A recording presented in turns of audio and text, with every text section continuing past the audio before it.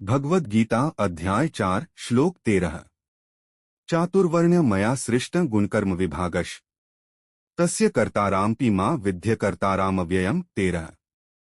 चतुर्वर्ण्य मया सृष्टम गुणकर्म विभागशः तस्य कर्तारम अपि मां विद्या कर्तारम अव्ययम्। अनुवाद।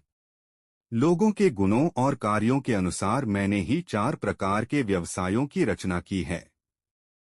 यद्यपि मैं इस व्यवस्था का रचयिता हूं, किंतु तुम मुझे अकर्ता और शाश्वत जानो। टीका। वेदों में लोगों को 4 प्रकार के व्यवसायों में वर्गीकृत किया गया है, उनके जन्म के अनुसार नहीं, बल्कि उनके स्वभाव के अनुसार। हर समाज में इस तरह के विभिन्न प्रकार के व्यवसाय मौजूद हैं। यहाँ तक कि साम्यवादी देशों में भी, जहाँ समानता सर्वोपरि सिद्धांत है, वहाँ भी मनुष्यों में विविधता को दबाया नहीं जा सकता। कुछ दार्शनिक हैं जो साम्यवादी पार्टी के थिंक टैंक हैं, कुछ सैनिक हैं जो देश की रक्षा करते हैं, कुछ किसान हैं जो खेती करते हैं और कुछ कारखाने के कर्मचारी हैं।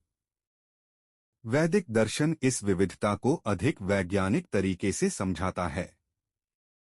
यह बताता है कि भौतिक ऊर्जा 3 गुणों विधाओं से बनी है: सत्वगुण, सद्गुण, रजोगुण जुनून का गुण और तमोगुण अज्ञान का गुण। ब्राह्मण वे हैं जिनमें सद्गुण की प्रधानता है। वे शिक्षण और पूजा की ओर प्रवृत्त होते हैं। क्षत्रिय वे हैं जिनमें रजोगुण की प्रधानता है और साथ ही सद्गुण की थोड़ी मात्रा भी है। वे प्रशासन और प्रबंधन की ओर प्रवृत्त होते हैं। वैश्य वे हैं जिनमें रजोगुण के साथ साथ कुछ अज्ञान का गुण भी होता है। तदनुसार वे व्यापारी और कृषि वर्ग बनाते हैं। श्री कृष्ण इस श्लोक में बताते हैं कि वर्णाश्रम व्यवस्था का वर्गीकरण लोगों के गुणों और कार्यों के अनुसार था।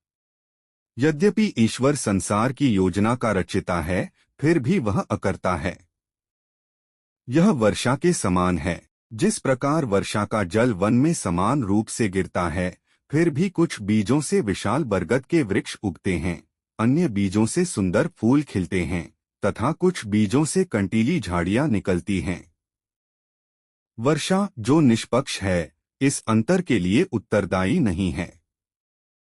उसी प्रकार ईश्वर आत्माओं को कर्म करने की शक्ति प्रदान करता है, परंतु वे यह तय करने के लिए स्वतंत्र हैं कि वे उससे क्या करना चाहते हैं।